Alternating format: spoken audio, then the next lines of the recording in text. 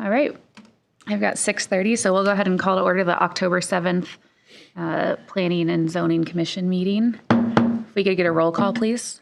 Ahern. Here. Bafke. Here. Janeezer. Here. Mickelson. Willer. Here. Yachty. Here. Okay. First item on the agenda, item number 2, approval of the agenda. We have a motion? Do we need a motion? We need a motion? Yeah. You do need a motion. do. Then I'll move to approve the agenda. And a second? Bathke will second. All right. All in favor? Aye. Any opposed? Okay, motion carries. Moving on to item number 3, which is public comment on any topic not on the agenda. We have public comment. Feel free to approach the microphone. Okay, great. Moving right along to item number 4, which is a zoning map amendment. We'll start with a staff presentation. I'm going to guess this one might be a little briefer than the next one, but we'll see. Okay, so this is a quick cleanup zoning, just a kind of a swap of the zoning, and I think that's really based on the configuration of how they're planning the subdivision. But it's a land use amendment from ULI to UMI on approximately 0.49 acres, and a rezoning from RS6 to RD10, and then conversely from RD10 to RS6. And here is kind of the concept I've kind of outlined in red where those zoning actions are happening. You could see, I think originally there was a plan for the road to kind of go up north, and that's been abandoned. So really just a continuation of the block. And so these are just kind of to fix zonings that would be on partial lots. Here's kind of on the left is the zoning map, or I'm sorry, yes, the zoning map on the left. You can see that most of it's the RD10, and then the southeastern parcel that's being rezoned is currently RD10, that would be RS6, and then the north, you can just see it's going to be swapped. And then on the right is the future land use map. We are asking that the future land use map be amended to reflect for the RD10 zoning, just because that's more of a medium intensity zoning classification. We did have a virtual Good Neighbor meeting on September 25th, and no one outside city staff and the applicant attended, and there's no objections to this request. And we do have 2 findings, one specific to the future land use amendment, and then the second that the zoning achieves consistency with approval standards. And so we recommend that you accept those 2 listed findings and forward the request to City Council with a recommendation for approval. Thank you. Great, thank you. Do we have an applicant presentation? No formal presentation. John Marner with MMS Consultants. Again, I think Russ covered everything adequately. It's just to match make sure we're consistent with that future subdivision plans in the lots. And I'm available for any questions if you have any. Great, thank you. Thank you. Okay, do we have any public comment? Great. Any questions or comments from the commission? Seems pretty No, it's pretty straightforward. straightforward. Yeah. All right, well, if we don't have any questions, then I'd entertain a motion. I'll move that the Planning Commission accept the listed findings and forward the future land use map amendment and zoning map amendment to the City Council with a recommendation for approval. Great. Do we have a second? I'll second that motion. In a roll call vote, please. Yachty. Aye. Willer. Aye. Janeezer. Aye. Bafke. Aye. Ahern. Aye. Okay, motion carries.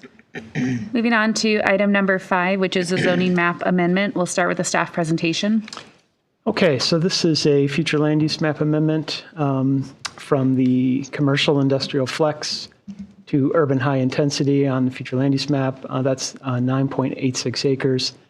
And a zoning map amendment from I1 light industrial to CUC3, central urban high intensity commercial district on that same 9.86 acres, and then P public on the 0.32 acres, which encompasses the Muddy Creek area.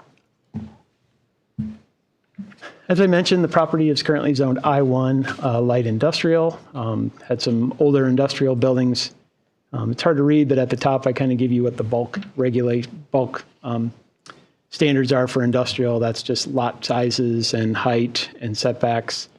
And I did analysis of a couple of different industrial properties in the city.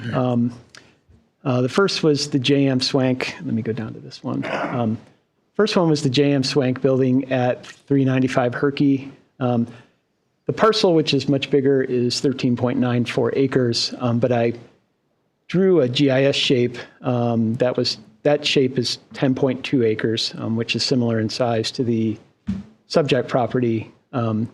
Just to get a feel for what I think could be built on this subject property if it were redeveloped as industrial. So there's 120,000 square feet of warehouse on the JM Swank property. I also looked at the Maytag property, obviously much bigger with a much larger building, 54.94 acres, 751,000 square feet warehouse. But I just scaled that to the lot size of the subject property and came up with a little over 139,000 square feet. So I feel comfortable using 120,000 square feet could be developed on the subject property if it were developed with its current zoning. So I use that in the report for some comparison, so I just wanted to mention that. Currently, the future land use map designation, as I mentioned, is, let's see, the public is the green, so that's the area on the Muddy Creek, and then there's the commercial industrial flex, the FLX, which is the darker color, and that's the majority of the property. So currently, the I-1 zoning is not consistent with the green, the small portion, but it is consistent with the flex designation. And so that's the reason for the future land use map amendment request. And again, here's some of the bulk requirements that you can see. Here's a description of the P and the CUC3 with some of the bulk requirements, and also that's in the staff report. And we'll talk a little bit more about those as we move on. The current concept that is the most recent is 354 multifamily units on the overall property. That equates to 34.77 units per acre. The concept presented at the Good Neighbor meeting was 426, which is just under 42 units to the acre. So the current concept's on the left, and the concept presented at the Good Neighbor meeting is on the right. You could see also with the density reduction, two of the middle buildings that got pushed back a little bit just to kind of try and move those buildings away from the properties to the east. And then we can come back to this if you want to, but just a better view of what that current concept looks like.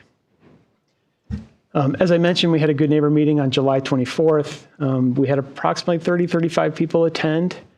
Concerns included compatibility of the proposed development with the lower density original town, traffic impacts, including AM, PM peak times, stormwater detention, market conditions for the construction of neighborhood appropriate commercial, noise generated from construction, adequate capacity of the Iowa City School Districts to accommodate the proposed development, and the adequacy of the North Liberty Community Center to accommodate increased capacity by this development. In the packet, I know a couple of them came in a little late, so I emailed those to you in case I'm not sure if they quite made the packet, but we do have 1 letter in favor and 7 letters opposed.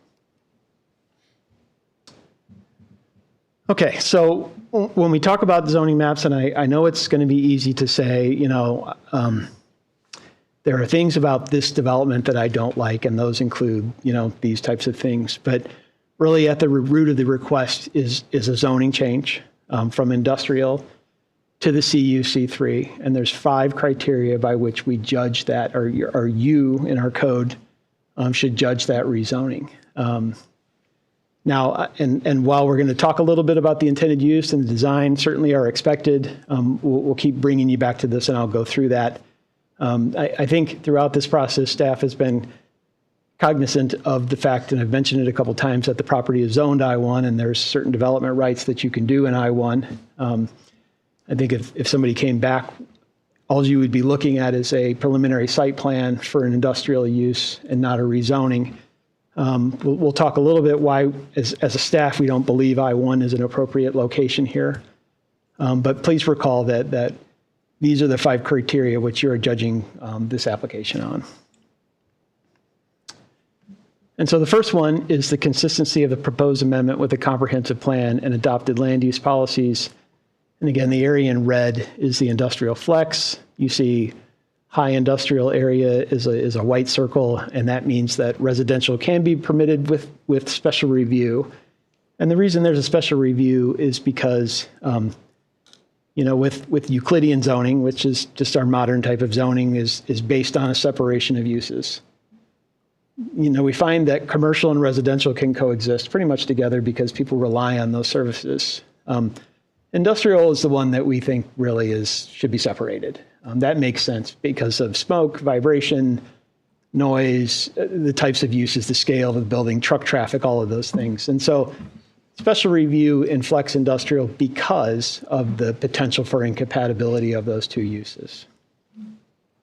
And then you can see in the urban high intensity, which is the proposed land use amendment, they're going to high density residential is the darker circle, which is permitted. And then we also highlight a couple of other uses like neighborhood commercial and community commercial because, again, we're just going to a rezoning and those other uses would be available. I will note that the CU C3, as compared to the regular C3, has some uses that were cut out of it, like heavy retail, gas stations and things like that, just because we wanted to limit the number of uses that could be done in that zoning classification. Okay, so let's go back in time a little bit. Sorry for my cheesiness, but this is the 1980s, and I found this part fascinating. This is the part that really is interesting to me. It's just kind of the history of the evolution of North Liberty. And this is a 1980s aerial. By the 1980s, the interchange for Penn had been constructed. Took a while for construction or things to happen along the interstate just based on utilities. But obviously, we had the old town or the original town, which you could see kind of in the middle. And then on the peripheral of town, and circled in purple there is the industrial developments. And you can see the subject property is kind of circled, and you went across the tracks and you were in industrial, and it was at the edge of town. Outside of larger lots and farms, that was the city for many, many years. In the 1980s, you could see on the south side, you're starting to see some residential development that was geared a little bit more towards the south. And then I went back and looked at various comprehensive plans that we had throughout history. In 1982 is really before North Liberty really hit its big growth in the 90s. You could see that in 1982, we reflected the subject property was mostly industrial and a little bit commercial. I think the southern part, which was vacant, maybe looked at as commercial, but to reflect the existing land use there, and probably thinking that we're not quite sure what the expansion of the city is. And I just find the interesting, hey, why is Centro surrounded by residential property? Is because Centro was there first, right? They were at the edge of town, and then development happened around it. In 1998, 1998, and we really hit our growth spurt in the 90s. We looked at this property on the comprehensive plan, and it was designated as commercial. 2005, residential and commercial. 2015, it was all commercial. And then 2023, which is our current comprehensive plan, it was designated the public for the green, and then the commercial industrial flex. Now, you could probably ask yourself, why did we designate it this? Why did we go back to this industrial type or heavy commercial industrial designation? At the time in 2023, this was beginning of when Moxie kind of ended, and then we had some redevelopment ideas about doing something that was kind of I would call it probably more like an industrial design or more of a hobby industrial. And so we didn't want to make the comprehensive plan inconsistent with the zoning. So we honored the zoning just to see what would happen. So that's why that current designation occurred. But, if we look at kind of the comprehensive plan, and I drew a box around kind of the area bound by Zeller on the south, the Crandick Railroad on the east, Penn Street on the north, and Rancho 965 on the west. you kind of see this big cluster here, which is dominated by this urban high-intensity land use. And I would say the exceptions are the Muddy Creek Corridor, which is that public open space, and also the community center, which is public. And then the small amount of some of the older parcels on the north side of Zeller Street. Everything else is designated urban high intensity. And I think this is reflective of the development pattern of our city. Remember, this was just kind of as strange as it sounds, you two crossed the tracks and the community entirely changed because that was the edge of town. In 1992 is when we developed plans. Cherry Street ended and was kind of a private road through somebody's farm going out to 965. Plans for Cherry Street going up to Stewart were 1992, and they began construction in 1993, and that's when this development pattern really started to happen. And so you really see the difference in what I call traditional development, which is on the east side of the railroad tracks, and more of a contemporary development, which is really apparent when you cross the tracks. And so again, with A, the consistency of the proposed amendment of the comprehensive plan, it's staff's opinion that the UHI designation would be much more appropriate in this location than the current industrial flex, right? We don't think really an industrial zoning in the middle of the city makes a lot of sense. It makes perfect sense to be out towards the interstate and things like that. And again, I think it's easy to get focused on what the current development is, but I think you've got to look at what the current land use is, what the current zoning allows you to do, and what you are moving towards, which is something I think more consistent. I think the Crandick Railroad is an established logical eastern boundary for that UHI designation. If somebody were to request the CU C3 district or something like that on the east side of the tracks, there's no way. It's just, I really see an incompatibility on that side. I don't see it as much on the west side of the tracks.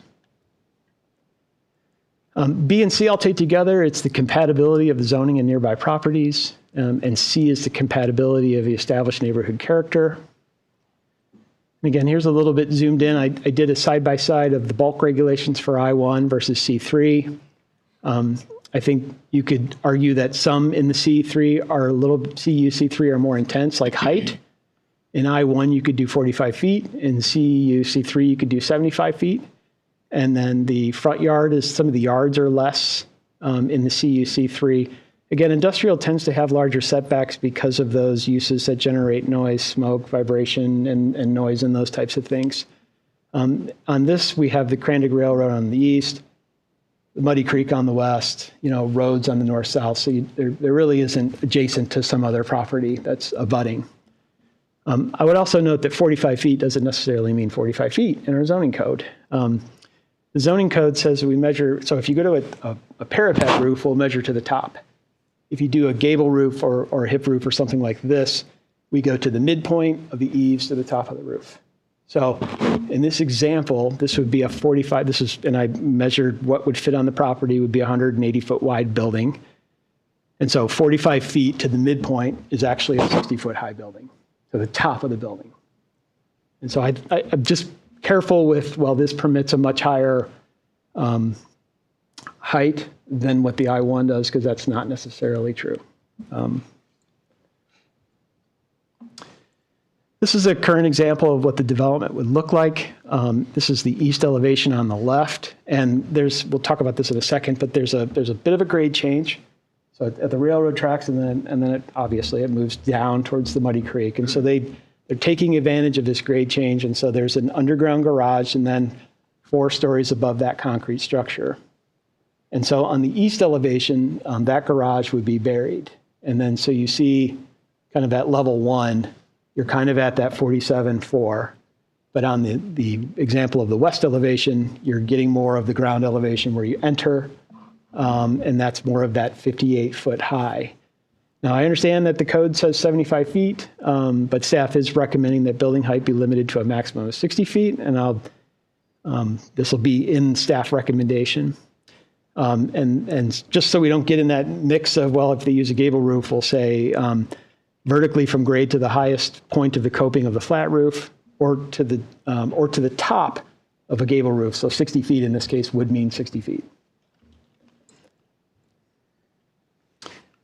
This is just an elevation, and this kind of messed up a little bit, but it just showed a profile of what on the right-hand side is Stewart Street, and on the left side is the Muddy Creek.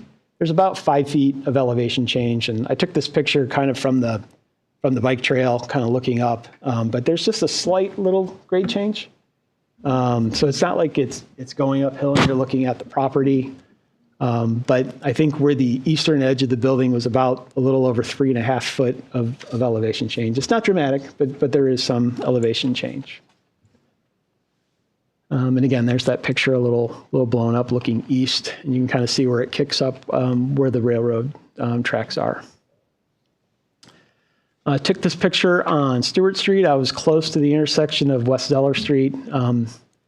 And I think what's striking here is the amount of trees. And I think those trees are in the Crandick Railroad. I will be clear about that. So while the applicant has no right or authority to remove those, Crandick could. But there are some mature trees along there as you look. So this is looking north on North Stewart Street, close to Zeller. And then this is up the north end of the street on Stewart Street looking south, just to give you an idea of what that looks like. We also asked the developer to try and do some renderings of what this would look like. And so they provided some renderings. This is a program called SketchUp. I'm familiar with it. I've used it. But just to give you some perspectives, you can kind of see that red line on the image to the left. It shows the perspective that you're looking at through that vegetation that I've shown. And there's really that's a lot visible. Obviously in the winter, it'll be more visible. Here's another one towards the middle. And then the last one to the north. Just to give you an idea, I did a comparison of some of the C3 uses compared to the I1. And the ones I circled in red are probably the more egregious uses that you can do in I1 that I don't think would be compatible in this area. Fueling stations, heavy rental, heavy retail, and light industrial design, self-storage facilities, vehicle operations center, vehicle repair minor major, vehicle rental, and a wholesale establishment. So basically your heavier commercial industrial uses. None of those uses are allowed in the CUC3 district.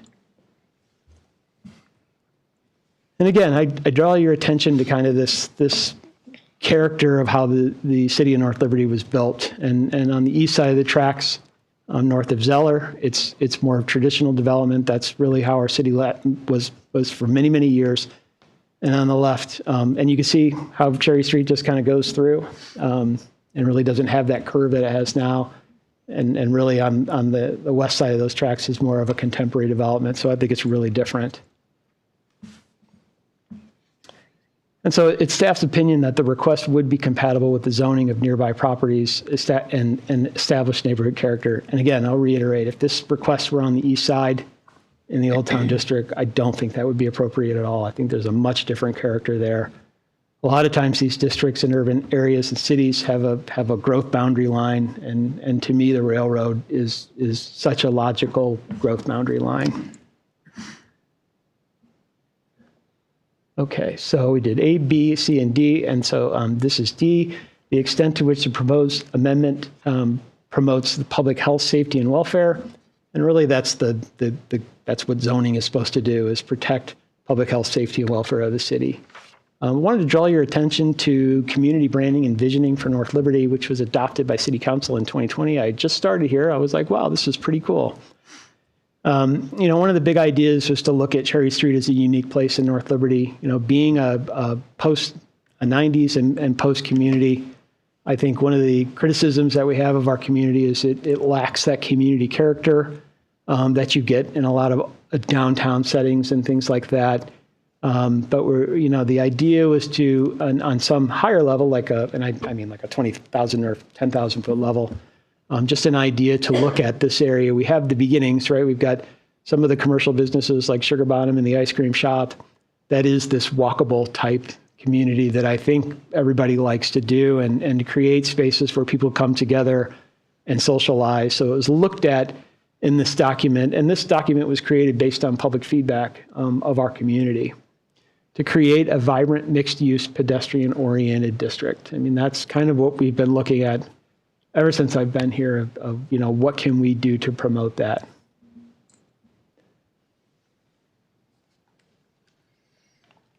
And so it's staff's opinion that the proposed zoning would promote public health, safety, and welfare of the city. And again, we don't think I-1 zoning is going to do that for us at all. And then the last one is the extent to which the proposed amendment creates nonconformities. This zoning classification won't create any nonconformities. In fact, the current development probably has more nonconformities than what this would be. This will be in conformance with all city regulations. Okay, and then some of the things that I didn't hit on because they were the 5 criteria is some of the things we've talked about at our neighborhood meeting, like the purpose of density in this location, and why do you need 4 stories? Why can't you do 3? This circle radius is what we call a 15-minute area. This is an area you could walk to in 15 minutes or ride your bike. But if you kind of look at this map of all the services that are located within this area, certainly you might have less people object if you put higher density multifamily over on the west side of Kansas, over towards the interstate, but you can't really walk to any of those amenities. I mean, we have the Northridge Trail adjacent to the Muddy Creek. We've got the community center, Penn Meadows Park, Liberty Center Pond. You've got grocery shopping. You've got all of these amenities in an area that's walkable.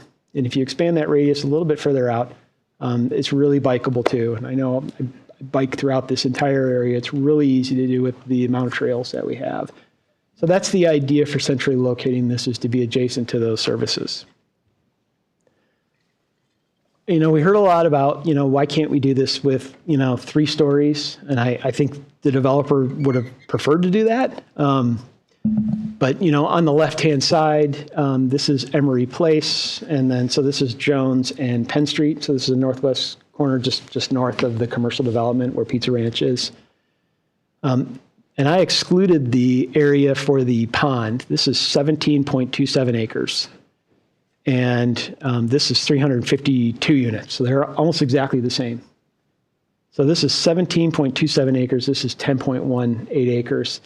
If you look at the image on the left, it's the amount of surface parking that is required to meet our code.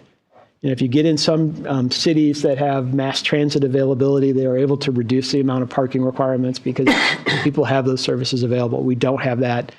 We don't have public parking that's available. And so by code, you have to provide a minimum of 1.5 parking spaces. Depending on the number of bedrooms you have, it could be more. And so because of the limited availability of land, they had to go underneath and go over 1 level of parking, or you have to severely reduce your number of units. So that's the reason for the 4 stories. It doesn't become financially feasible to do 3 stories of residential because the concrete structure is so expensive.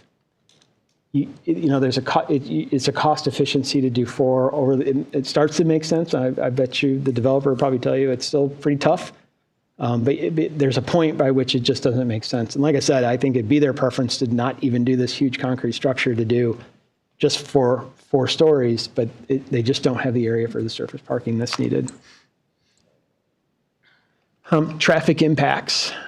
So I looked at the most recent data that we have, and this map on the right is from the Iowa DOT, West Cherry Street, and then you can kind of see those segments that are highlighted, and I pointed to where the property is 4,670, and that was done in 2022, and West Zeller is 4,290, also done in 2022. I talked to our metropolitan planning organization about what is the maximum acceptable volume, and they opined it was both roadway segments would be a maximum of 13,000 vehicles a day. So we're not really that close to that, what that capacity would be. Obviously, as the road becomes more full, it gets more uncomfortable to drive because there's more people on it. Did an analysis, so 354 multifamily units, and the ITE is really the code book for transportation. International Transportation Engineers Code. 221 is a mid-rise, which is between 3 and 10 stories. The average rate is 4.54 trips per dwelling unit. And so I did the math there. That's 1,607 average daily trips. And then you split those between Cherry and Zeller. And so that equates to 804 going to Cherry and 804 going to Zeller. I just, for easy math, did 50-50. It could be 60-40. I don't, who knows how people's behavior will be. And then I looked at the peak. And so the peak is 0.35. And the peak is generally between the hours of 7 and 9 and 4 and 6 in the evening. And so you see the rates for the AM peak, which is 159 vehicles. And again, you split it. And the PM peak, which is 138 vehicles. But again, it just shows that yes, this will have an impact, obviously. But it's not going to cause the road to have what we would call in transportation a deficiency. I will be candid, if I did an analysis in the staff report that if you did 120,000 square feet, residential is certainly more higher, not dramatically, but it is higher than what an industrial use would be.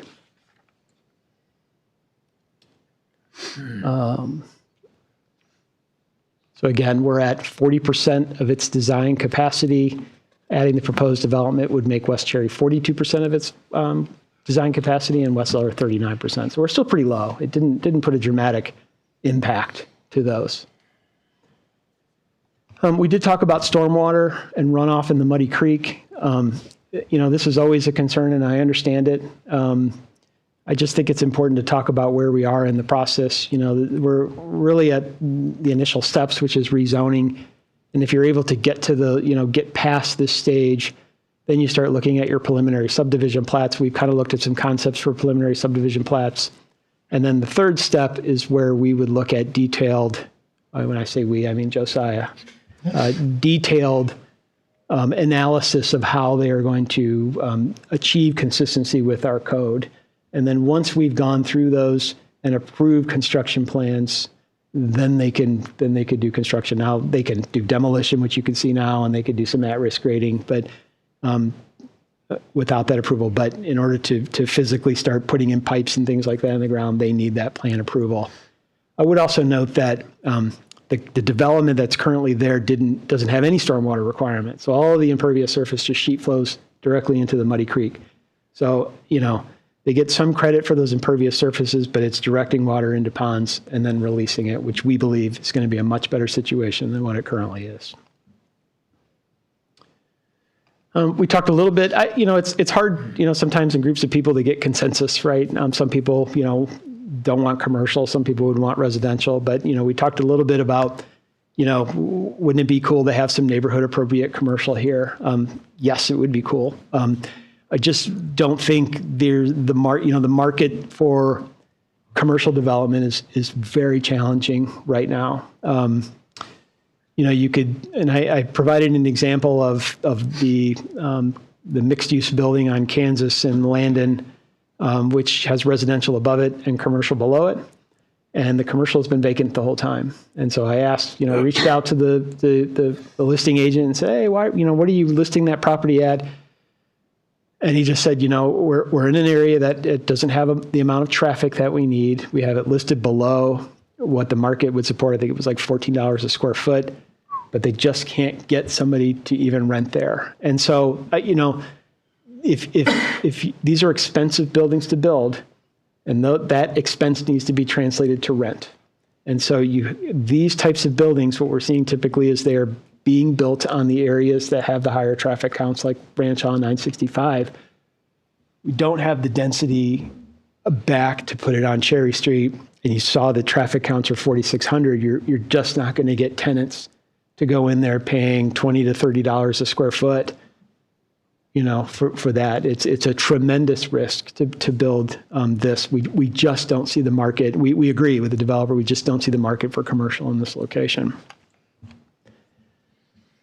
There were some concerns about noise generated from proposed development. We do have construction noise standards. They're exempt between 7 and 9. So obviously during those time periods, which should be reasonable, there's going to be noise related to construction.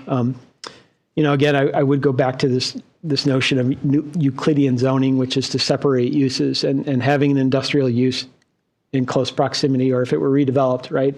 We think there's going to be a bigger instance of noise, vibration, and those types of things that would be incompatible with residential development. Adequate capacity for the schools. I did reach out to the facilities manager at the school district.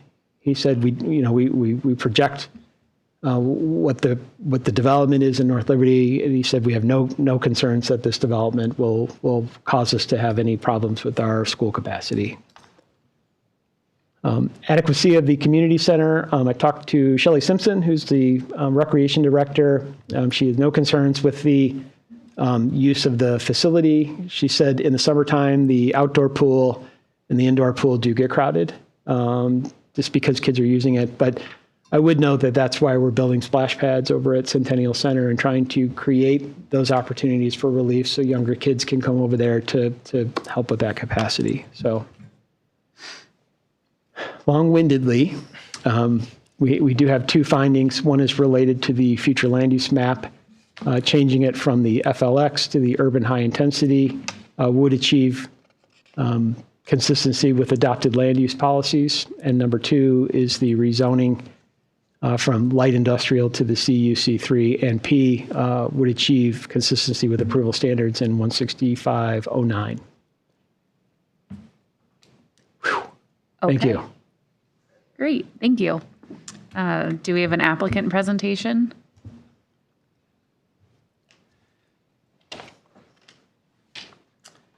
Good evening, Brandon Pratt, Line Development Group. Not necessarily a presentation, just a couple comments, and then happy to answer any questions. So first and foremost, Russ, thanks for that long-winded presentation. I feel like that adequately accomplished a lot of things that I was going to talk about, so it makes my job a little bit easier. P&Z, thanks for listening as well. And then obviously everybody in this room, thanks for showing up as well. Probably a lot of developers don't start out by thanking people in the room that we're going to have some creative conversations with, but at the end of the day, this is our community, and I believe you're here because you care about it, and that's also why we're here. I think everybody in this room knows I'm a local kid. I've been in the North Liberty area pretty much since third grade, went to Penn Elementary.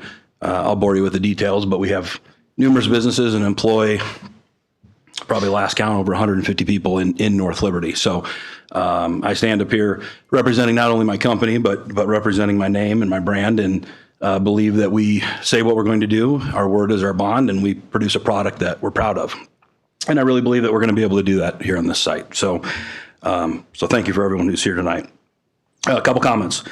Just maybe coming out of the Good Neighbor meeting that we had a few weeks back, a couple things that I just kind of wanted to get cleared up. I had an opportunity to chat with a handful of people after the meeting, and I wanted to clear a couple things up. We, until recently, did not own this property. There was a lot of conversations about cleaning it up, and we fully agree that it needed to be cleaned up, and I hope everybody's proud of what we've already accomplished. I think we've done a lot of great things. We took down a lot of buildings that were dilapidated, that had asbestos. We had a homeless situation in a couple of them. I hope you're proud of what we've done and what we've accomplished, but I want to make sure that everybody understands we did not own these buildings. We did not contribute to the lack of care. Second thing, Russ hit on this as well. Just to clarify, the trees do not belong on any of the property that we've acquired. So it is our hope and intent that they would continue to stay there. And one of the challenges that was brought to us was to take a look at the visuals on how the elevation would look like from some of the houses to the east, and I think Russ put those up if you want to put those up again, but those are actually to scale. The trees are the actual height of what they are. The elevations are taken from the sidewalk, and you can see that, I think a lot of the comments that we heard was, how's it going to affect our sight line? What's it going to do to our sunsets? The reality is I think it's going to have a pretty minimal impact. Wanted to let everyone know that we heard your comments, and we made adjustments because of that. One of them is this. We did everything we could to shift the building as far west that codes would allow us to do. And we accomplished that, which obviously brought down the perception of height from that location. So positive there. We also heard comments about increased parking, and we did two things to accomplish that. Number one, By pushing the buildings back to the west, we also additionally changed the unit mixture. So we shrunk the count to have I think it's a net effect of approximately 72 units, at least conceptually at this point. So we heard you there, and that in turn increased our parking ratio, which was also some comments that were made from a few individuals. So we took the Good Neighbor meeting very seriously. We did everything we could to accommodate the site and still make this project feasible and be able to build something that we all can be proud of. And I think we did a really pretty good job. Additionally, the last comment, we did everything we could to take advantage of the sloping site from east to west, sinking our garage or understructure parking, so it doesn't feel like as tall as a building as I think what some of the people originally had a perception it was going to be. So we listened to our neighbors. I just want to kind of maybe end where I started. This is our community. Our word is our bond. We do everything we can. I think we're going to take a site that has struggled and not looked great for a lot of years, and hopefully with the partnership of everybody in this room, we can do something that the city's proud of and increase tax revenue and increase our tax base and drive more businesses drive more dollars to local businesses and create a walkability, connectability, real family-friendly, orientated community. That's our goal. So with that, if there's any questions, I'm happy to answer. Any questions?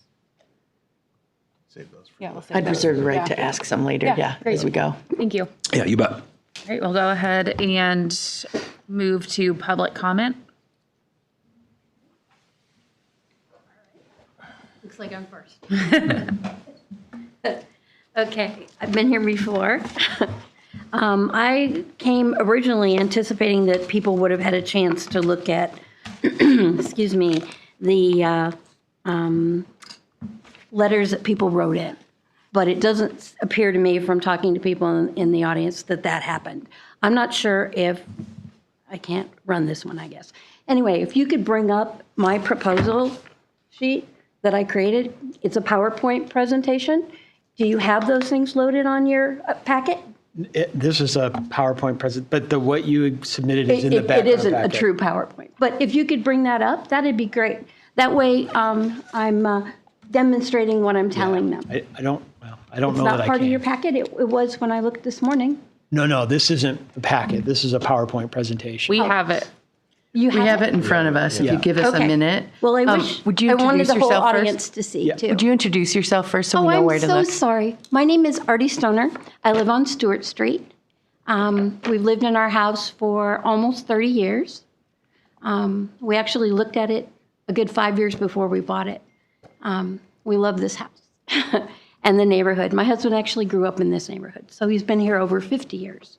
Probably 55? 55 years. Is it So, page 52?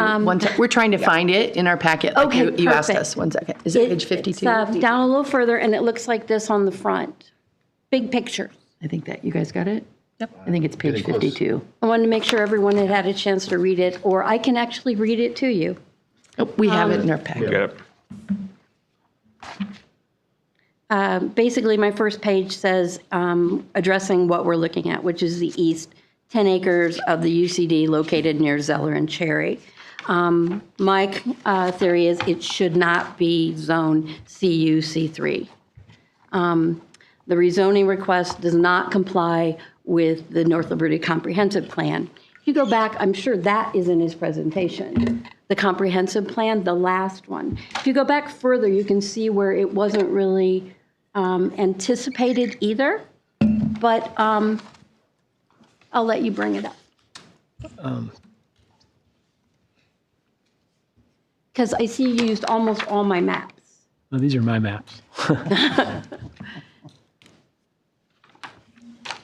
I'm looking for the comprehensive plan from the picture that looks like this. Oh, I don't have that by PowerPoint. That's in the packet. We have that.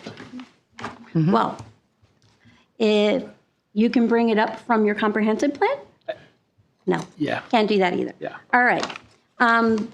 The comprehensive plan was kind enough to include some very specific points.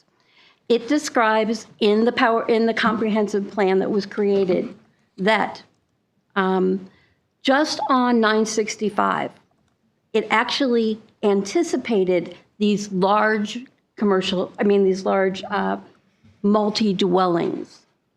It actually has pictures of them, totally anticipated. So, and down from that, it shows the Green Meadows and the Cherry Street buildings.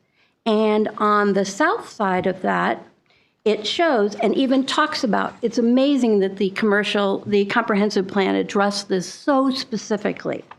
It talks about small lot residential infill. So when he says it was all zoned to be just this commercial, it's not true. That's not what this says. This says that it specifically had anticipated there to be townhouses in that particular area. It also anticipated that the smaller areas would then also be a potential for a little bit of industrial infill if they needed to. So these were never anticipated to be this high commercial buildings. If they had thought that they wanted those big buildings of apartments there, they would have put it in the plan. And they put them all on 965, which I thought was really interesting that they had already had that foresight to think of that. And in that term, it just doesn't, therefore, comply with the North Liberty Comprehensive Plan. The east area, as I said, was anticipated to be a non-impactful businesses. Now, they left the businesses that were there in the picture because at that time, those businesses were anticipating Moxie, as Ryan has been so kind as to explain. Moxie was going to come in. So they, instead of deciding what they were going to do with this, they said, okay, we're going to call it Flex because we don't know. We don't know what's coming. We just don't know. So we're going to leave our doors open and our minds open. And when they did that, that was great. But it's just not that way. And until they just recently changed that particular zoning for the Cherry Street building, which, may I say, I didn't come to protest. No one in the community did. Everybody totally anticipates those big businesses, those big apartment complexes on Cherry and on 965. What people were anticipating is this area is encircled on 3 sides by residential. 3 sides. And the 4th side is C1. Now, I understand this big block he's created, but until that small area on Cherry Street was changed to CU C3, it was C1. It was nothing but C1. So it was entirely enclosed, as I said. It's just recently changed. All right, people talked about the large traffic impact. I'm just reading my presentation. And these are going to push a lot of stuff into those collector streets, especially Cherry and Zeller.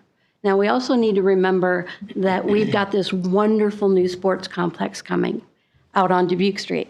They're going to come on Dubuque Street, and they're going to pick up the first road available, which is going to be Zeller, Cherry, Penn. I see you visualizing it mentally. You come down, you got nowhere to go. The only way to get to 965 is that way. Otherwise, you got to backtrack towards Coralville.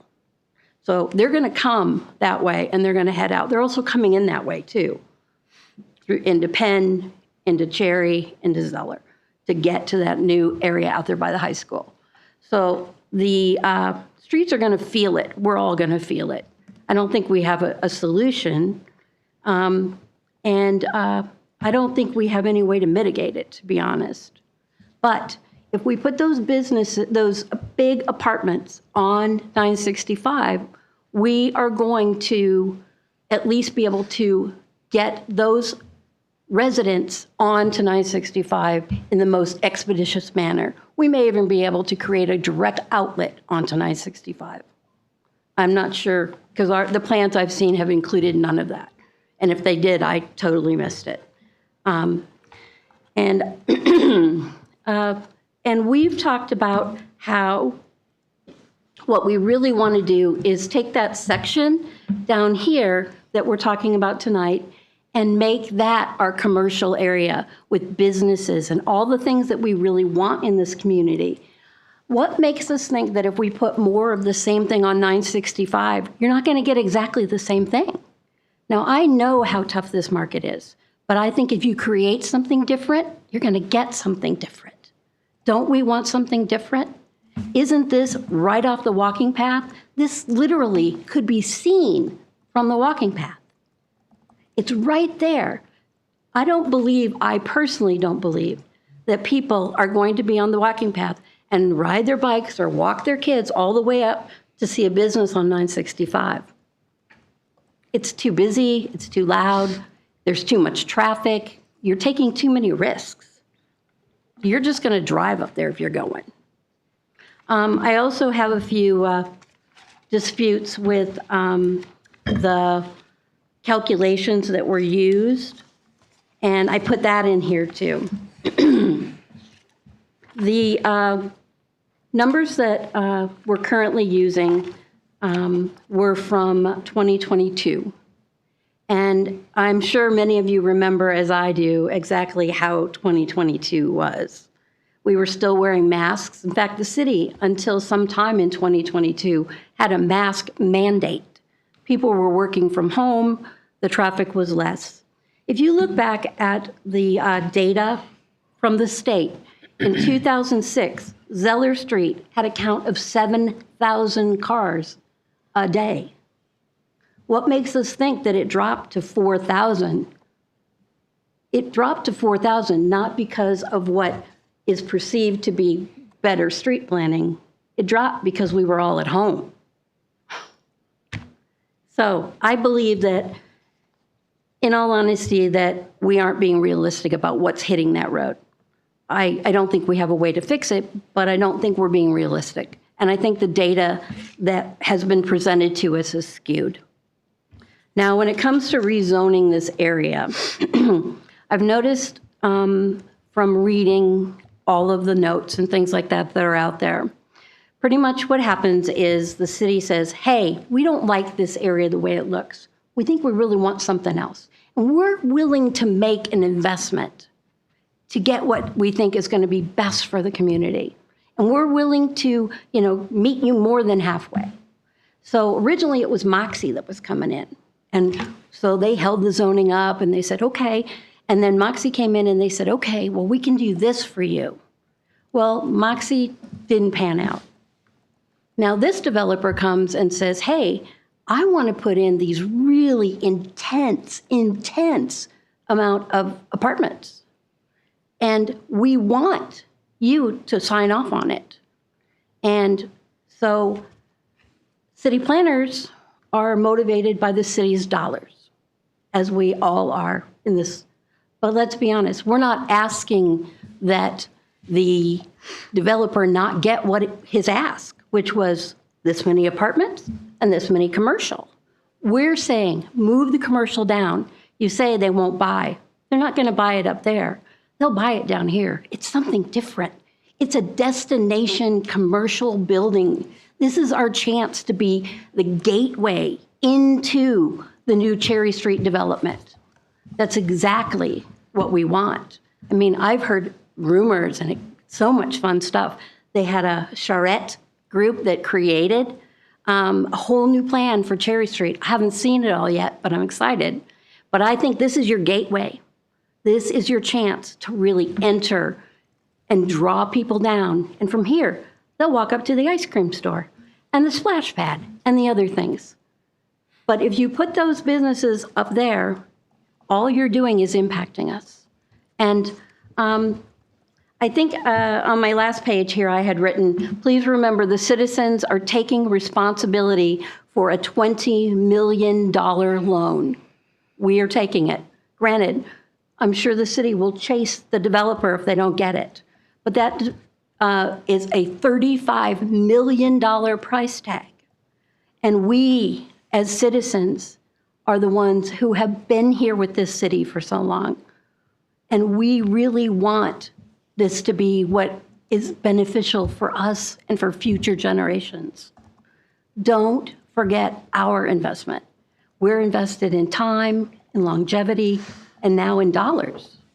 And the citizens significant investment. Let's frame our gateway into Cherry Street reinvestment with a quaint destination multi-purpose business district designed with care to represent this city and stand the test of time for our future generations, not with extreme high-density apartment complexes overshadowing everything around it, blocking the sun, but with a walkable area tucked within a residential area only feet off of the trail, providing the possible medical, financial, grocery stores. I saw a hardware store. I saw a restaurant in the development plan.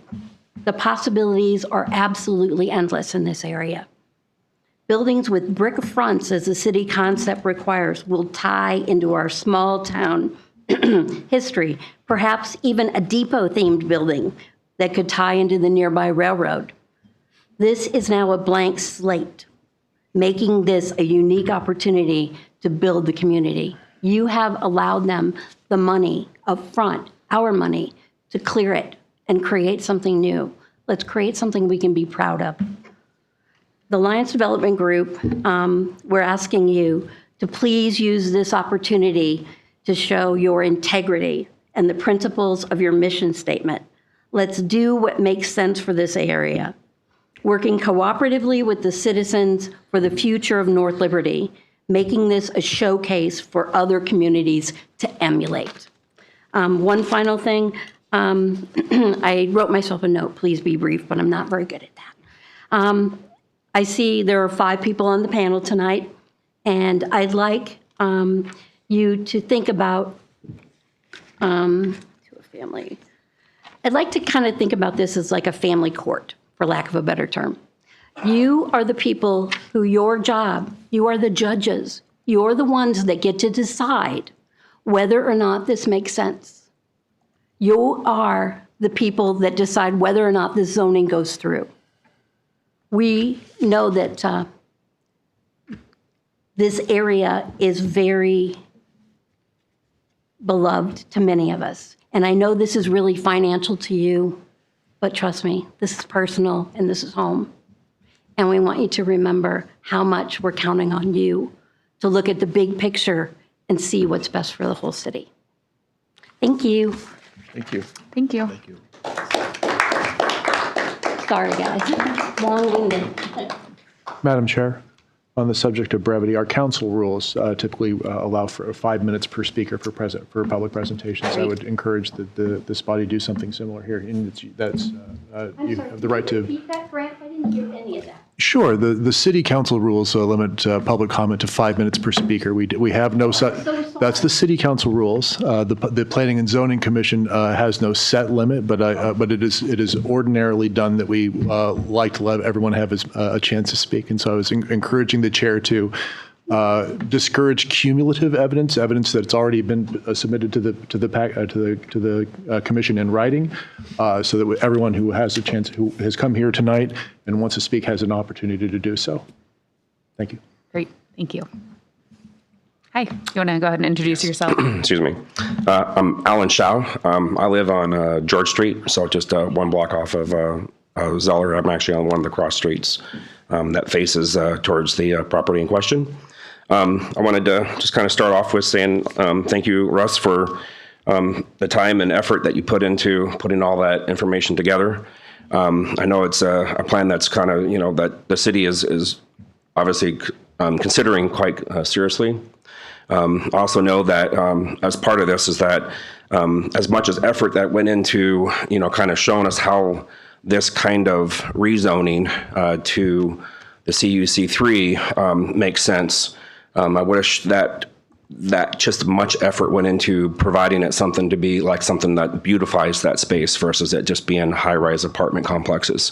I do want to state a couple times is that one of the things that went back into the comprehensive plan back in 2018, just to kind of reemphasize some of that too, that the traffic was then touted at plus 5,000 cars on Zeller and Cherry on a daily basis, just to show that. So I think we need to kind of lower the emphasis on the 2022 numbers, just because I think that they're based upon, where we were in life at the time too.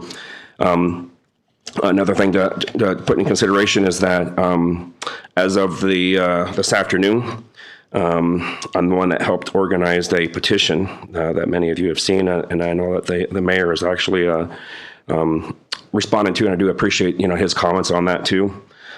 We currently have 214 people that's on that actually saying, please do not rezone to the CU-C3. That's a lot of people in that area that are directly impacted by this. 214 people on that, and there are verified signatures on that. That's a lot of people that are saying we don't want this kind of rezoning. I would also agree that it's not best suited probably for a commercial flex, right? It's not suited for that. So I'm not saying that we're making a choice whether it has to be high-rise apartments or commercial flex. It can still be rezoned to something that was more appropriate, that is something that the city can get behind. I mean, how many people aren't excited about what's going on at Centennial Park? I mean, that is an amazing thing with lots of grants and a lot of effort. That's something that we all can get behind, as a city. But when you see rooms fill up because we are extra concerned about what's going to happen to our neighborhood, I think that we need to pay a little bit more attention to what it's going to do and what we're saying is what the impact is. I do want to say, I got a lot of notes, but I'm just going to summarize just to keep it brief. I think that part of this effort is that the city has already made the deal with the developer. So at this point, at a $20 million handshake and contracts, that the problem is that they're trying to make something happen to make the $20 million work, right? The only way that can happen, by the words that we got back on the Good Neighbor meeting, was that you have to put in something like this in order to get that revenue back, to be able to pay the city back $20 million in the time period allowed it. So what we're doing is that we're actually got the cart before the horse. There wasn't any traffic assessment until we asked for it. There wasn't, hey, neighbors, what's going to go, do you mind something like this? What are your thoughts about the things that are directly impacting you? That was done after the fact, after we requested that at the Good Neighbor meeting back in March. And you can go on to the Career Business Journal. I was surprised to hear that the number of tenants or units increased at the Good Neighbor meeting. Back in March, as it was presented on documentation, as that 350 was the original. So saying that we even reduced the number is actually saying, well, let's disregard what we originally got from the city. It was 350 originally. So we're not reducing anything. It's the same number proposed back in March. So I don't want us to start looking at details that kind of floated in and then say, oh, let's pull those back. I know, and I would have to say this, to those that live in the woods and have nice homes that are on the skirts of town, if somebody was building a house that was, buildings that were extremely tall, I don't think the acceptable thing would be move it back 50 feet. The acceptable thing is reassess what you're going to do with the property. And that's what we're asking, is also that you reassess. That doesn't have to be high-rise condos and apartments that are just rental places. It really can be something that is appropriate for the area and appropriate for what's going to be here. In your memorandum, you did actually put together a pretty good statement, and one of the things you did on the comprehensive plan, you quoted page 87 from the comprehensive plan that stated what would be the best things that would actually fit between what's currently on the far east of, between the post office and the high rises that are kind of already there, comparative to single individual, quarter to half acre lot homes. And it states in there very clearly that they should be small residential and townhomes. Items 5 and 6, and actually, as Russ had put in the thing, that's what it's asking. That's what it's saying is the best thing that would fit between those two. And so that's the kind of housing that should be going into those, is something that probably steps down from what's already there comparative to what's going on on the single family homes. We're asking you guys to assess this as if this was your neighborhood too, because you're a community and stuff. So please assess us if this was in your neighborhood. And this was something coming on. You have 214 people that are on a petition. You have a room full of people that are saying, we don't want this kind of building in here. That's what we're asking you. And I do wish... Sorry, I don't want to cut you off, but if you could wrap up. Yep, I'm going to do that in about 30 seconds. I'm going to say this, and I'm going to say it directly to our builder, Mr. Pratt. I know that you talk a lot about the faith and the character And I'm really asking you that faith and character isn't by what you say, but it's by what you do. And you say that faith is important to you. 2 Corinthians 8:21 says, take great care in what you do and what is right, not only in the eyes of God, but in the eyes of man. That's all I have to say. Thank you.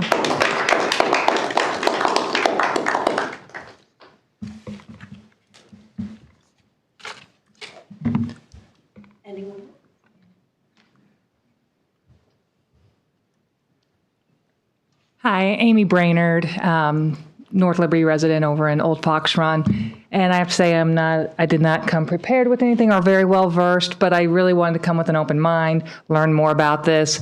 And Russ, if you could pull up the slide where it had the graph of what fell into what can happen in what areas. It was right before your back in time image. I'm sorry, which one? The one where it had the chart graph of what can go in what areas. It was right before your Back to the Future picture. I-1 relative to the CUC3, was it the side-by-side with the bubbles? Mm-hmm. It's the one, it's like your 6th or 7th slide. Oh, 6th or 7th. Okay, sorry. Way back. Oh. Holler at me if I... When you see there you go. It's going to be the one right there. You go. So this one right here? Nope. Although I didn't like get that enough one. laughs on this one, so I might Yeah, come back I do to like this that one, but one right before it. Okay. There. So what was in question where it says the high density residential and the open circle, I noticed that that's permitted with special review. And I think that's and that caught my attention because that's what's happening here. This is the special review.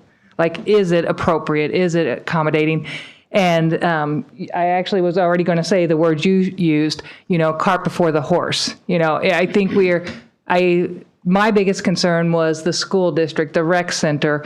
Living in Fox Run, I already feel, my husband and I have been here almost 20 years. We feel like we live in a walking, biking community. We love going to the rec center, whether we walk to Hy-Vee. That is not an easy walk from our neighborhood. But it's fun, it's easy. We already live in that community. We enjoy it here. Adding, 350 residential homes to that specific area that we're going to now try to walk and bike through is going to change the dynamic. And I'm very concerned about the schools and the rec center. I use the rec center a couple times a week. I see the pool in the summer. There is a wait already for it. And so I can't, I guess my concern is I appreciate, Russ, that you reached out to a couple people at the school and at the rec and asked the rec director what their thoughts were. I strongly would encourage a professional consultant coming in and doing a school impact assessment, doing a rec center impact assessment. Not that we can't go to this one day, but right now I think we're going to create more problems. That we're not going to see the impact, that we're actually going to have negative impact on the community because of bringing in this many new residents to an infrastructure that's just not ready for it. And so, no, I'm not really ready to give up my walking, biking community to 1,000 more cars on the road. So that is the selfish reason behind it. But also I look at, are we really going to serve those families that move here?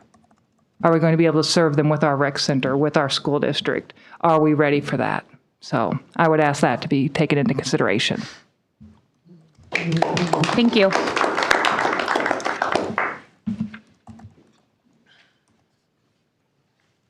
Well, I have nothing prepared either. I'm Barb Winborn. I live right on Zeller Street, just a couple houses down. And I'm worried about the cost. Is our water going to go up? What about the trash? I cannot imagine any more cars going past my house during the day when I'm out there in my flower garden. It's just car after car after car and siren after siren now. And it's just this last summer and spring, I've noticed 10, maybe 12 sirens. It's just so congested now. I can't believe we could have any more. And I'm worried about how much more we're going to have to pay for all the expenses that this might occur to families, surrounding families. So that's all I want to say. Thank you. Thank you.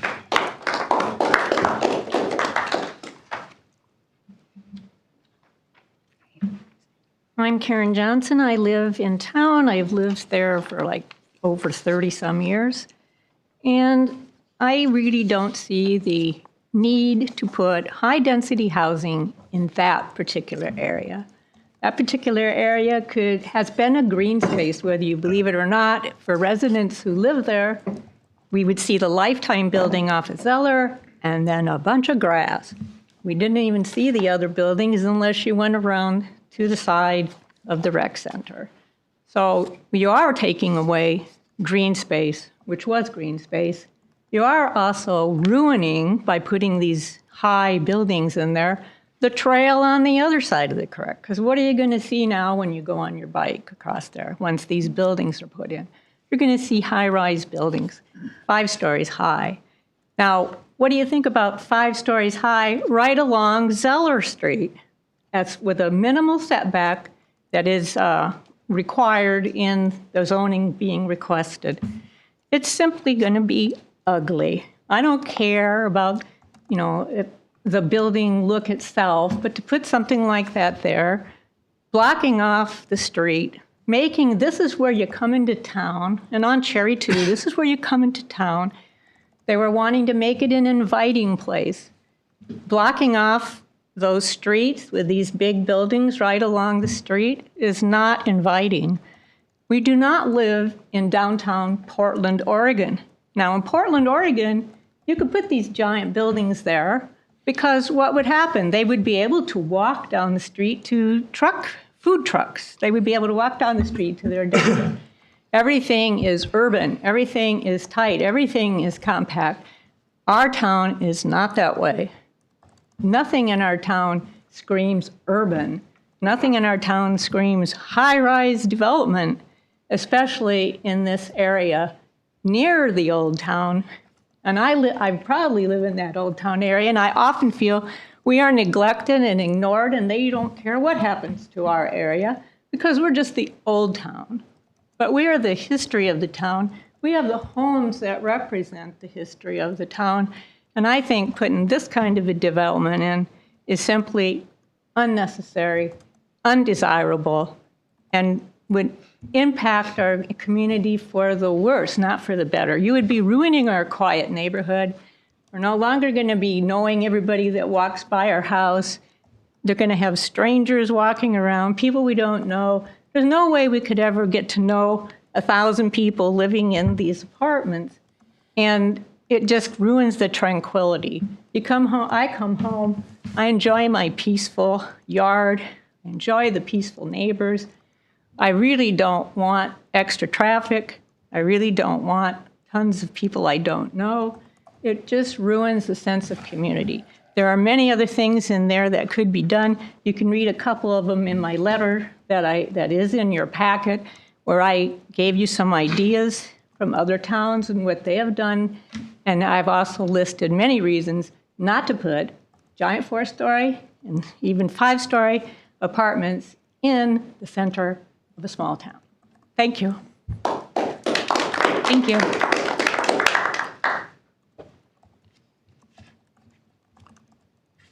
Hello, I'm Bonnie Winslow Garvin. I live on North George Street. First of all, I'd like to thank you all for your public service to us. I'm sure you're taking this seriously, as we are, and I thank you for that. But I would like to mention probably quite what the previous speaker said, that this is the charming part of town. There isn't a ton of things about North Liberty that I would say are charming, but this is the old part of town. I live in the original Zeller farmhouse as of the Zeller family of Zeller Street. And what we prize is the quiet nature of what we have, our yards and knowing our neighbors and so forth. And bringing 1,000 plus, I wonder what 350 units, what that would be projected, what that population would be. I would think at least 1,000 people right into this very area. I hesitate to think that Penn School could handle that. My kids are 29. When they were in early elementary, I visited Penn and thought it was kind of overcrowded at that time, and we ended up going to Clear Creek and Manna. Unless they're building a new school that I'm not aware of, I can't see how Penn Elementary could handle a whole lot more students. Maybe I'm not. It's Garner, okay. And so anyway, that's something that I haven't studied. Maybe there's other plans for that. But as was said, the infrastructure really isn't, I don't think, set to handle this many more people, and it would destroy the nature of the neighborhood that we do have and that we prize, that we live there. And I would even question that it would impact our property values. So thank you. Thank you.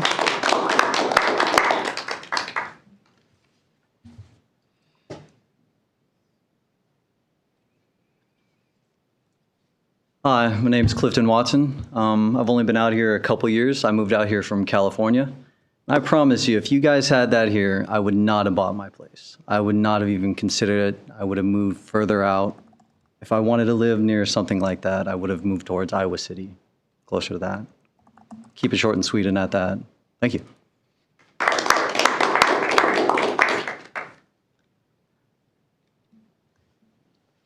Hi, Michelle King. I live on Parkview, which is just about a block south of the proposed area.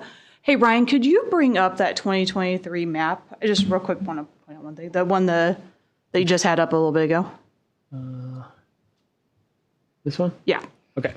Well, no, actually, can you go? I think it's one more. Sorry. Down. So where you have drawn the red block there, I think that's great. I think it does show that there's commercial buildings right there in the orange. It's nice. It's right there on 965, Ranshaw Way, whatever you want to call it. The problem is with that map is you're not reflecting the natural boundary of the Muddy Creek, and what you're seeing there is you have a lot of commercial on that side of Muddy Creek, and that's acceptable. But if you had actually drawn that properly with that natural boundary, you're going into more residential area. And here we're bringing in the old part of town with that residential area coming in. And you guys talk about it being a pedestrian area, and you want it to bring in the traffic, the foot traffic, like Hines brings in. However, Hines has that natural old school charm where you're not going to get that with these commercial apartments. We're going to get traffic. I know up there a little further, we do have where the old Penn, what was that baseball diamond up there? The softball diamond was? Penway. Yeah, okay. Penway, yeah, whatever it was called. You have those apartment buildings up there, and I walk that path going up to Cherry Street quite often with my dogs. And, we talk about the runoff from these buildings that are already there existing. But I don't know if you've ever seen all the trash that ends up just in that area, in that creek area from just residential buildings right there. So I can't even imagine 324 families bringing that in as well. Not to mention, noise pollution that you guys are talking about doesn't stop when it's done building. That's 324 more families that are going to be loud and creating that atmosphere that does not reflect North Liberty and the reason why it attracts people to this town. As far as, if schools drop with the overpopulations, there goes our property values too. No one's going to want to move their kids to the school district when it's overcrowded and just things. So please take that in mind, that I'm fine with, commercial stuff being on 965 Ranshaw Way, but bringing it in here just doesn't make sense. Thank you. Thank you.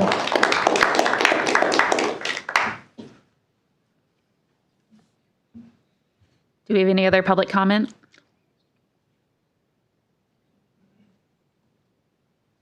Okay. If there's no other, last call for public comment. Okay. I'll open up to the commission for any comments or questions.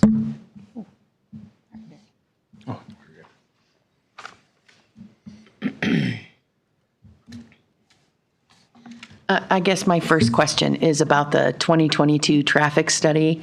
Any kind of comment about, is it they just haven't done another one since then and we thought about it? Is that time frame we still were kind of coming out of the, or do you have anything older to compare it to? I just looked. I don't see on the DOT map, like I looked at 2018 maps, I don't see.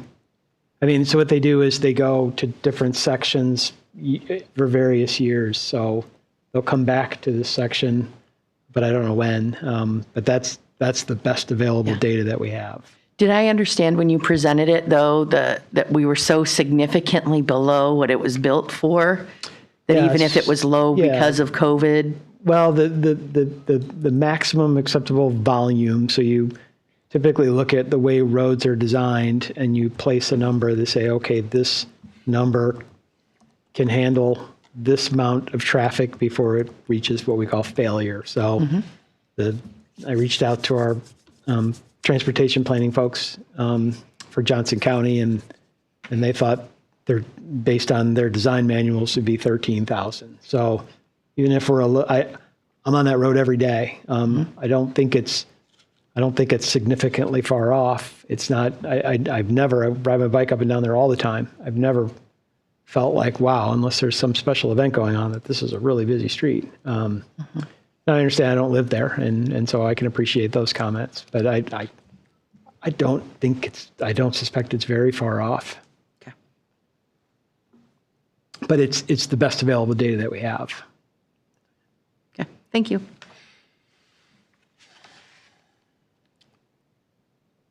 I mean, I think that one thing that jumps out to me looking at this space and, with what it's currently zoned as, if it wasn't rezoned, there's just a lot of things that I wouldn't want to see in that space that I think would have a more negative impact than more housing.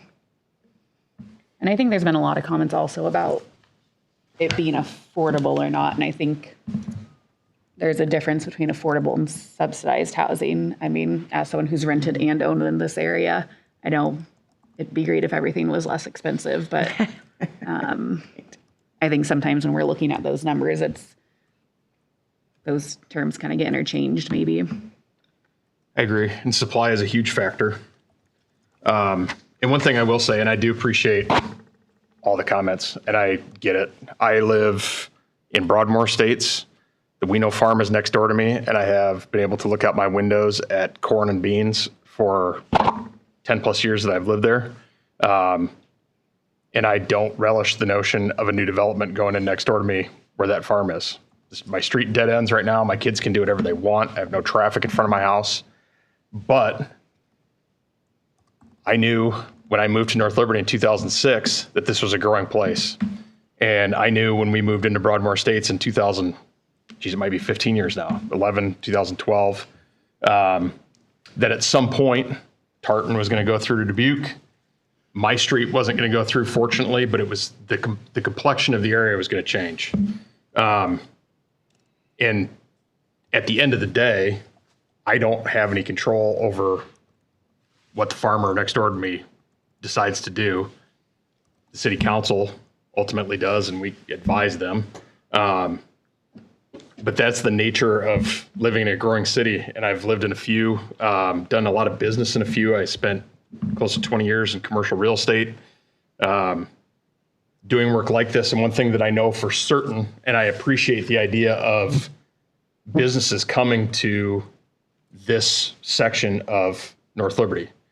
I avoided 965 and came up Front Street despite all the traffic on Front Street all the time because I could not stand to look at the eyesores that were out there that thankfully are now gone.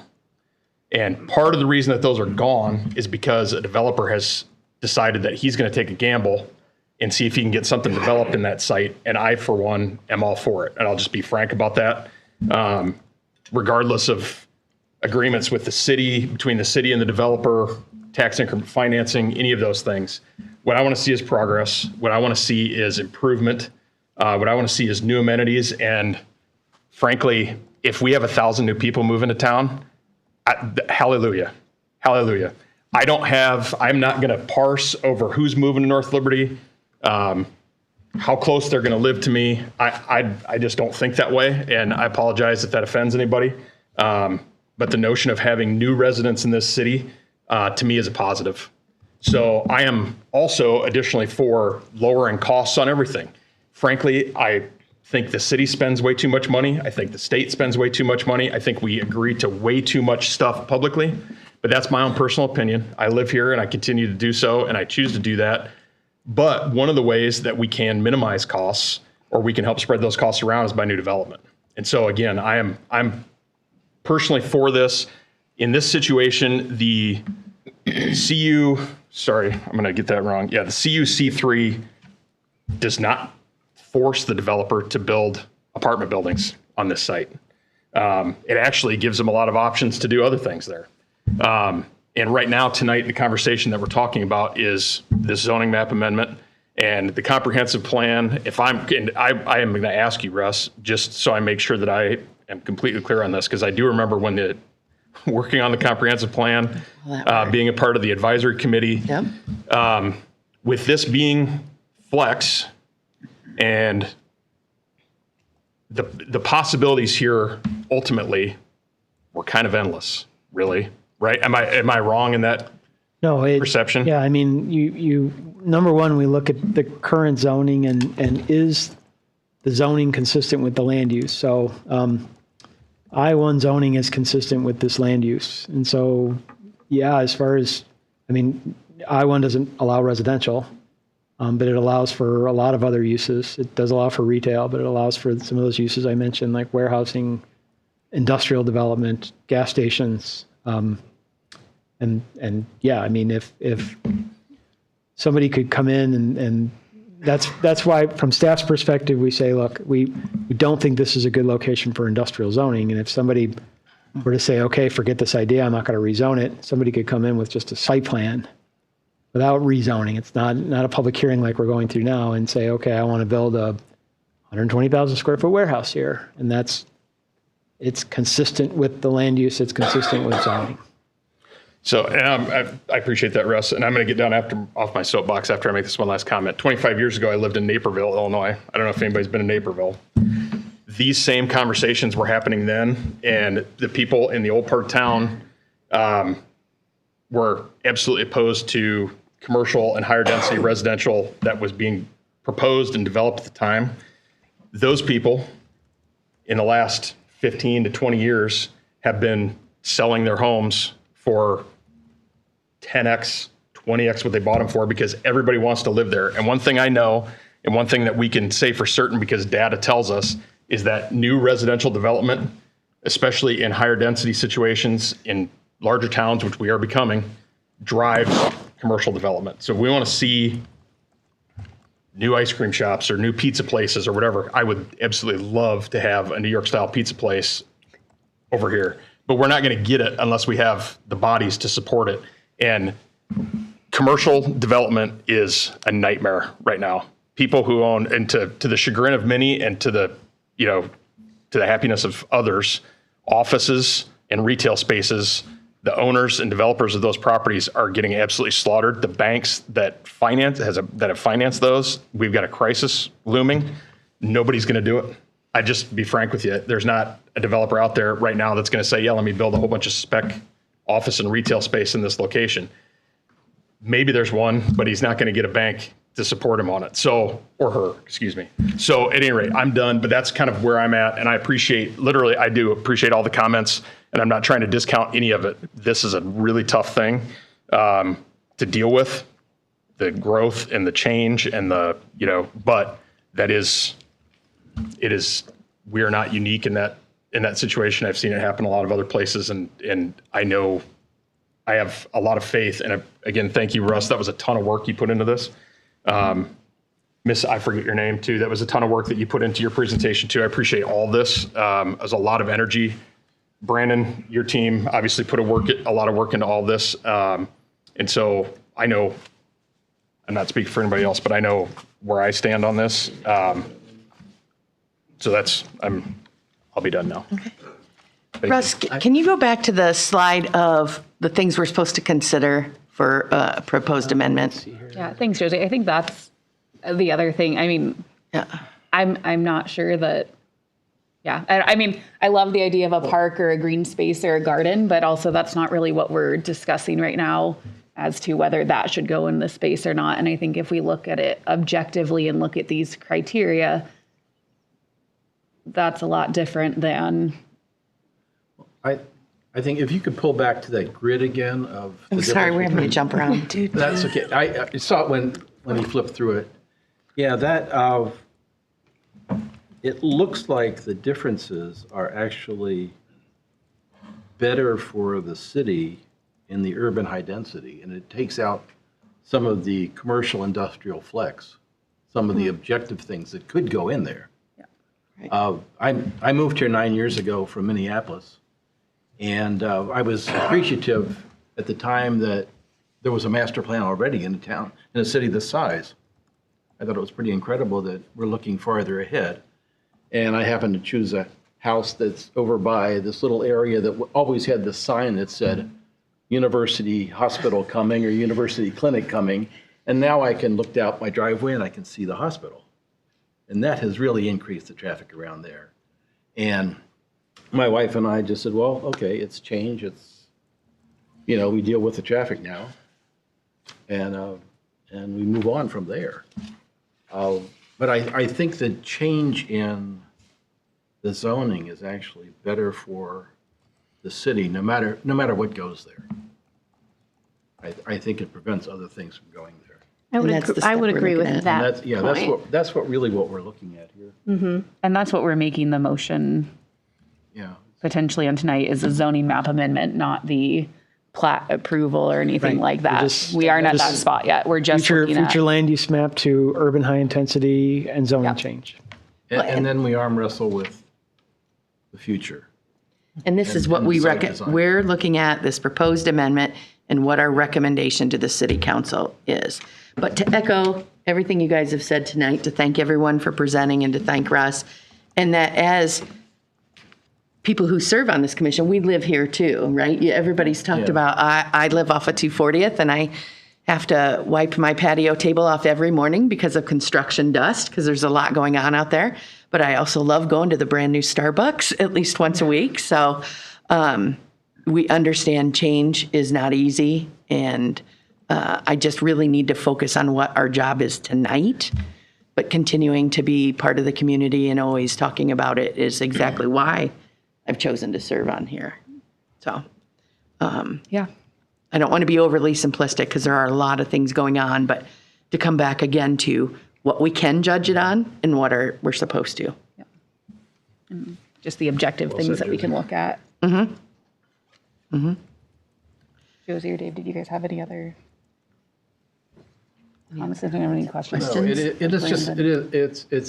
I find it to be a tough position because I hear all your comments and I understand where you're coming from. And we went through a lot of change where we live right now. Yeah. But it's looking at the zoning right now. Yes. Just the zoning. I'd love to have all those spaces full because there are empty spaces already around town. And the end of that Starbucks, I was just talking about, that other end is empty. We just have a lot. Yeah. I'd love to have more businesses here, but we don't get to do that unless we want to invest our money. And that's, right? We need to provide what the businesses need to come here. Yeah, and then the one thing I would add is, again, we're recommending a maximum height. Again, I think the C3 is a little liberal with height. And so I think based on some of the things we've heard and the developer agreed that the 60-foot height limitation would be reasonable, would fit within the scope of their development, and then would prevent switch it out and now we want to build something up to 75 feet. It's like, that's not the intent. It's just limit it to 60 feet.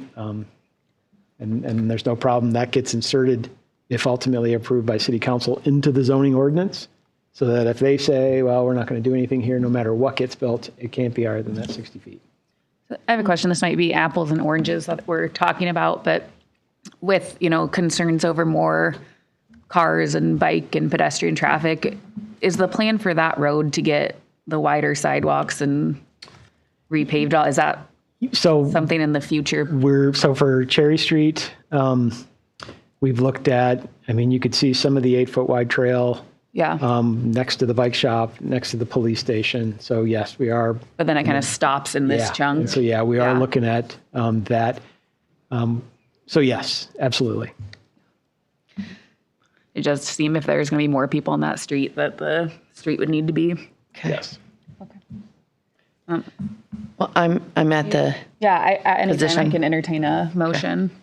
I move that the Planning Commission accept the listed findings and forward the future land use map amendment and zoning map amendment to City Council with the recommendation for approval. And then I had a condition in there.